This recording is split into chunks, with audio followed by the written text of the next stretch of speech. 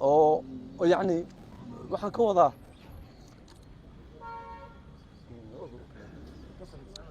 noo qoray inaan xidhnaano muddada intaa leeg qadarkiisana aanu ku xidhnayn qadarkiisana aanu ku soo baxnay ayaa horta mahad iskale noloshuna isbeddel iyo faham iyo waxay leedahay kolba weji inaan maanta xabsiga Hargeysa oo 700 oo qof ku xidhan yihiin aan ku xidhnaano muddo 4 bilooda oo noqonaysa 13kii Abriil ilaa iyo 2 July oo aan maanta joogno sharciga dawladda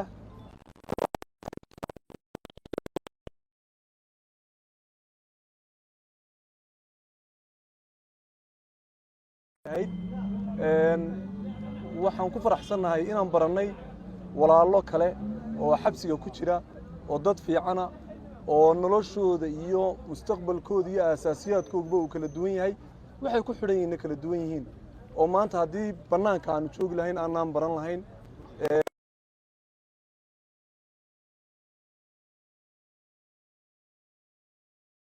aan maanta ka hadli karno annagoo shalay haddaan suxufiinahay aan ka warrami kareynin jeelka weyne Hargeysa waxaan hormariyay weligii in badan ilaa intan Somaliland ay jirtay baan hormariyay aan garaadaystay laakiin alxamdulillah haddana inaan maanta soo arkay dadka ku jira nolosha ay ku jiraan iyo sida uu yahay jeelkaas waan ka hadli doonaa waqti badan wax badan ka hadli doonaa insha Allah mahadnaqa ugu weyn aan sameynaya maanta waxa weeyaan warbaahinta adkaysi badan warbaahinta waliba wariyaasha khaasatan wariyaasha kaalin mug ka geystay culayskayaga iyo duruuftay aanu anagu ku jirnay ay nala tacaalaan oo yacni waxaan ka wadaa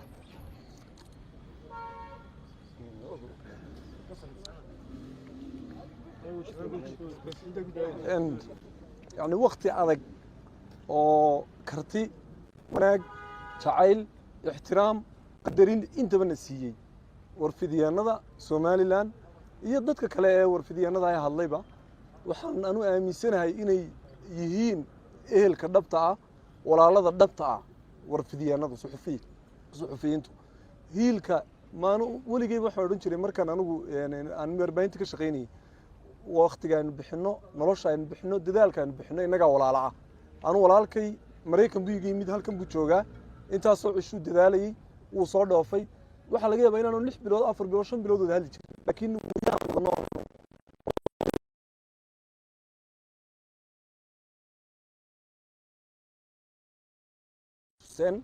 waan arkay dad fiican oo dadaalay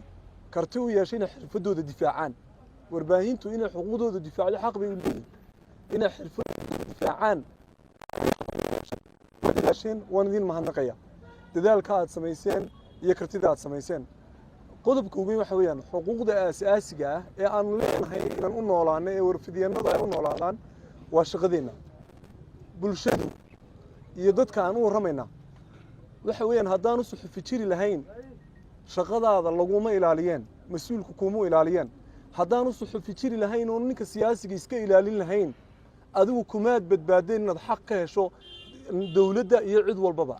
haddaan u suxufi jiri lahayn xaq umaad hesheen in dhaqaalahaaga lagu ilaaliyo lagu kantaroolo haddii aan u suxufi jiri lahaynna xaq umaad hesheen oo maad hesheen in noloshaada iyo mustaqbalkaaga horumarkaaga laga shaqeeyo haddii aan u suxufi jiri lahayn adeega asaasigeed ku naaloonayso maad hesheen marka qofka siyaasigeed aaminayso waxaad aamintaa haddii aanu suxufi jiri lahayn oo uu ilaalin lahayn siyaasiga suxufigu inaanu siyaasigu xaqaaga ku siiyeen ama been ha lagu sheego ama run ha lagu sheego qofka dadweynaha ee shacibka ee loo shaqeynayo haddii shaqada aad ku faanayseed ama agaasimaha ka tahay ama maamulka ku tahay waxa kuu ilaaliya qofka suxufiga hadduu ku dulmiyo mas'uulkaagu ku hadla meesha aad ku soo baxsataa waa qofka suxufiga meesha lagu bahalagelinayo siyaasigu kaaga dhigayo suxufiga nin dhibaato badan maaha suxufi haddaanad haysan shaqadaaduna sumcad ma yeelateen adeegaaguna mu noolaadeen shaqadaaduna ixtiraam ma hesheen mustaqbalkaagana lama shaqeeyeen doorashana ma qabsoonteen 500 oo dulmi oo ishuursan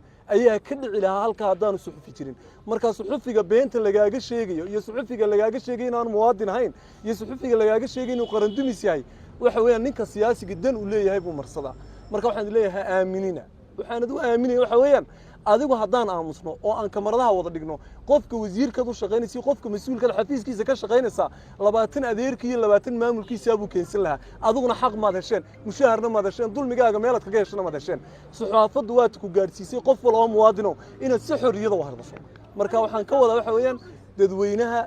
caadiga ah yaan saxaafadda leedinka dhibaato gelin oo leedin oranin saxaafaddu waxaasay samaysaa ama saxaafaddu dhibkaasi haysa khalad iyo saxbo way leedahay ana waxaan aaminsanahay inaan nahay suxufiyiin xirfad leh dalkooda u shaqeeyay dalkooda jecel Soomaaliland cid walba ka jecel Soomaaliland uga hiil badan Soomaaliland ka jecelka siyaasiga maamulaya ayaan aaminsanahay inaan anagu nahay waan mahadnaqayaa dadka kale ee ka shaqeeyay xadhigayga inay maaragtay mas'uuliyad iska saaraan oo aan soo baxno oo aan noqono dad soo baxa oo xorriyadoodii dib hela aad bay u mahadsan yihiin walaalo fiican iyo dad wanaagsan oo ka nimid Cabdimaalik Muusacol doon baa kamid ah dadka aan ka nimid waxa gadama insha Allah kaga hadli doona Cabdimaalik Muusacol doon oo aan wada deganayn oo labada bilood wada deganayn xaqiisii xuquuqdiisa isaguna leh oo muwaadina oo samafala oo qof fiican oo qof dadaalaya oo u baahan isagana in la fahmo fahamkiisuna ay ku xidhan tahay in la isku soo dhawaado marka aad baan ugu mahadnaqayaa dadka adkaysiga badan sameeyay ehelkayga hooyaday walaaladay caruurtayda xaaskayga dhamaantoodba iyo walaalada kale ee na soo booqanayay ee noo hiirinayay ee na ixtiraamayay ee na jeclaa ee na soo dhaweynayay iyo askartii sida fiican noola dadaashay nala shaqaysayba laakiin duruufo badan waxaan jecelahay inaan si sax ah uga wada hadalno waqti dheer qaadano taariikh badan baan qornay nolol badan baan qornay faham badan baan qornay waxaan jecelnahay insha Allah inaan ka hadli doono wax badan oo wanaagsan insha Allah iyo duruufaha jira ee saxda ah aad baan ugu mahadnaqaynaa waxaan ku soo baxnay sida maaragtay Cabdibaar noo sheegay cafis madaxweynuhu uu mahadsan yahay inkastoo aan aaminsanay badda inaan dulmi ku